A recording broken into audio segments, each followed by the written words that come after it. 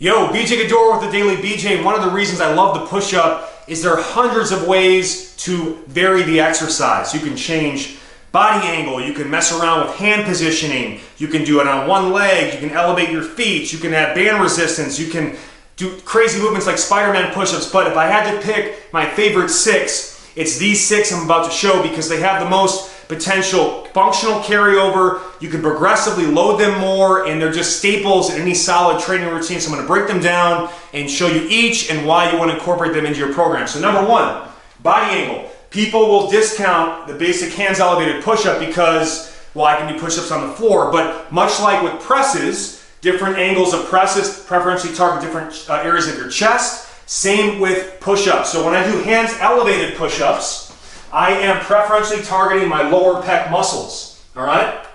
So not only is it easier because I'm using less of my overall body weight, I'm hitting more of my lower chest, and I can do those for really high reps. If you do it on the floor, you're getting general overall chest development, but maybe a little more mid-pec, all right?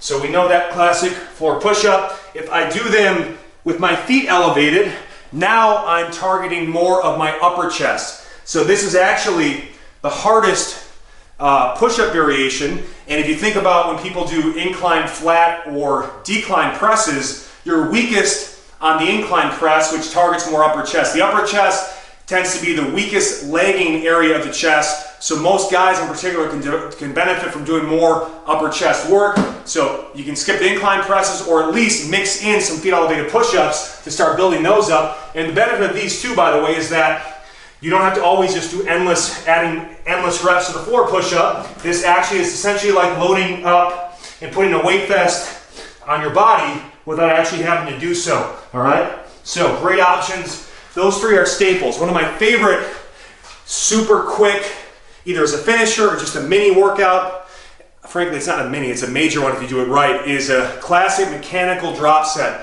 where I'll do as many feet elevated push-ups as I can, go right into as many floor push-ups as I can, finish as many hands elevated push-ups as I can, and by going from starting with the weakest position and moving to a stronger position as I fatigue, you extend time under tension, you get crazy muscle pumps, and you kind of blend strength and stamina all into one workout. So if you only have 5 minutes or less to work your chest, you know, do a couple rounds of that. If you want to do multiple rounds, rest about 2 minutes between rounds, and sometimes I'll go for time where I'll do 40 seconds on, 20 seconds off for those 3 moves, boom, boom, boom. We also have grip. So the closer my grip, the more range of motion I actually can attain. So it actually gets harder just from that standpoint. It also works your triceps more. And it can, close grip, by the way, is relative, right? It can be here, it can be diamond, it can be like this, it can be diamond, field goal, or just like shoulder width or inside, or just closer than you're used to pushing, right? Longer arm people, just by going like this is gonna make a big difference. And much like close grip bench presses are key for improving your normal bench press because it improves your lockout and your tricep strength. In the same way, close grip push-ups make your regular push-ups better as well. Now the wider I go, so classic position is shoulder width, going outside of shoulder width is going to decrease the range of motion, but, so technically you don't go down as far, which can technically make it easier, but because my elbows are out wider, it's harder to stabilize the shoulder joint. So it is easier and harder kind of simultaneously.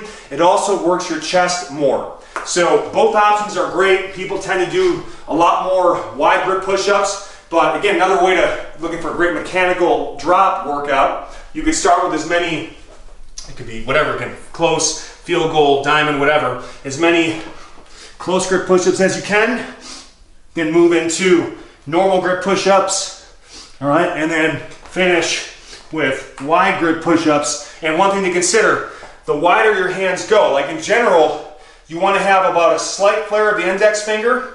So this baby's pointing at 11 o'clock, this is pointing at 1. But the wider you go, your hands will have to flare out a little bit more. Just like when you go wide stand squats, toes have to flare a little more, same thing that happens with the hands. Just consider that. Another way to look at your positioning too is the lower the hand placement is, the more shoulder work, the higher it is, the more of a core challenge and more tricep work. So in this case, like what's called a pseudo planche push-up, planche or planche, I never get that word right. But if I lean my body forward more, that is going to be more challenging for the front shoulders, all right? So I'm more leaning forward there. If I move my hands a little higher up on my body, that's going to be more challenging for my triceps. All right, and you actually, it's like the body weight skull crusher people show, this really kind of takes the chest out of the movement, and all you're doing here is basically going from a plank to a push-up, emphasizing your triceps. So more core and tricep engagement. So that's where you can start looking at varying grip. From there, you can extend the range of motion. Now, you can do this a couple ways. You can use a couple of low boxes or steps or weight plates to put your hands on. A classic way to do it is push-up handles or small parallel bars. And one benefit of this too is those that have wrist issues, they can go in a more neutral position, almost like doing fist push-ups, but much comfortable because you're actually gripping handles. And by extending the range of motion, it makes the same movement feel harder without having to actually increase loading on your body. So we get a better stretch of the chest at the bottom, and frankly, the more of a stretch you get through a muscle under load, the bigger the gain stimulus, right? Keep those forearms nice and vertical. And if I wanted to make this even harder, you can combine them, right? I can elevate my feet and use the extended range of motion handles. I could also take a pair of dumbbells, put them on the floor, and hold them like that. Another great option, but extended range of motion is one of my favorite ways to build the chest. People look at the push-up like a warm-up exercise or some endurance exercise. You do the extended range of motion with 2 to 5 second pauses at the bottom of each rep.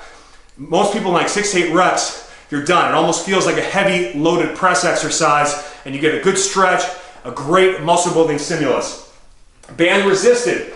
They've done EMG muscle activation studies with this, and it's one of the best ways to fully activate the chest of any exercise.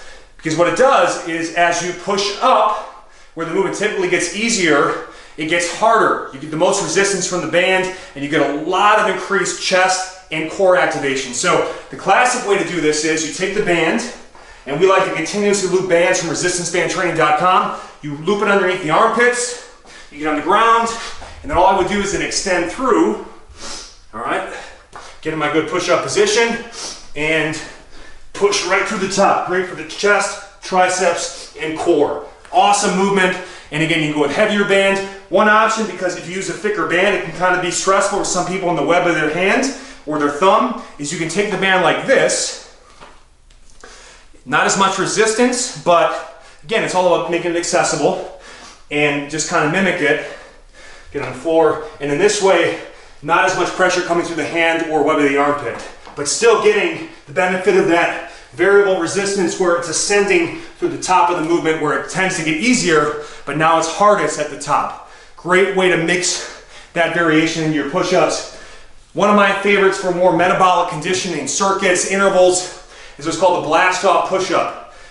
So basically what we do here is we combine, it's kind of like bringing a leg press into a push-up. Great for the core because you have to increase the core stability demands as you explode out into the movement, gets the legs involved, so the more the legs are involved, the bigger the fat burning stimulus and cardiometabolic response. The key is moving through the hips, not rounding the lower back.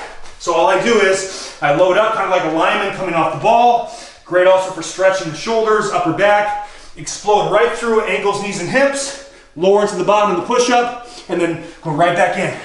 And you can see when I do this fast, great way to fire up the whole body. Love that movement. Sometimes if you have the ability to do so, put your feet against a wall or a curb, and then actually have some like sprinter blocks, think about it that way. And that's something to push off of to really increase lower body engagement and increase the challenge to the upper body and the core. But I love that for sets of 30 to 60 seconds or high reps. It is a total face melter. Final option, plyo, right? So most people, they try to do plyo push-ups, right? Plyo is hard, right? It's not where you start. If you're gonna do plyo push-ups in most cases, don't be afraid to elevate your hands so that it can be a true power movement. Power is meant to be performed fast.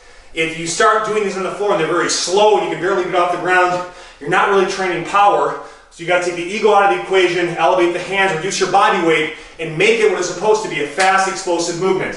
So all I would do is get on my hands elevated surface, push through, and then notice how I flick the wrist. That flick of the wrist at the top is critical. Just like when you jump, you push the toes through the ground, same thing you want to do with the wrist to really build that whole explosive potential. Now, if we're going on the floor, you should first be able to do 10 regular push-ups in 10 seconds before you start doing the plyometric versions of this exercise. That's a great standard to work off of. So that means I'm not going to do the full thing, but just think about 10 really fast reps with perfect form in 10 seconds. If you can't do that, you're not ready for plyo, or you definitely have to elevate your hands if you're doing plyo. From there, we do what's called the drop push-up. Hands start close together, and you drop your hands out as you land to the bottom of the movement, teaching your upper body muscles to decelerate your body weight and to be able to load yourself properly so you can come back up. But it's a kind of a tweener between a normal push-up and a plyo push-up, the drop push-up. So we start hands close, and then I drop and land, bring it right back. Drop, bring it right back. And then, now you're ready to try the plyo push-up. You can do it with a clap if you want. Again, I like to push through the ground and flick the wrists and get full development that way. And again, great movement to build fast twitch, fibers, power, all that good stuff. And one of my favorite, again, we talk about just so many ways to use the push-up. You can start with burning out on plyo push-ups and then back off to regular push-ups, kind of like a mini drop set within a set or from set to set. Great option. So these are my 6 favorite ways to do push-ups. There are millions of ways to do them, frankly, but these are the 6 that I find myself using the most in my workouts and recommending for my client workouts. Hope it helps, and be sure to check out thedailybj.com for more. Peace.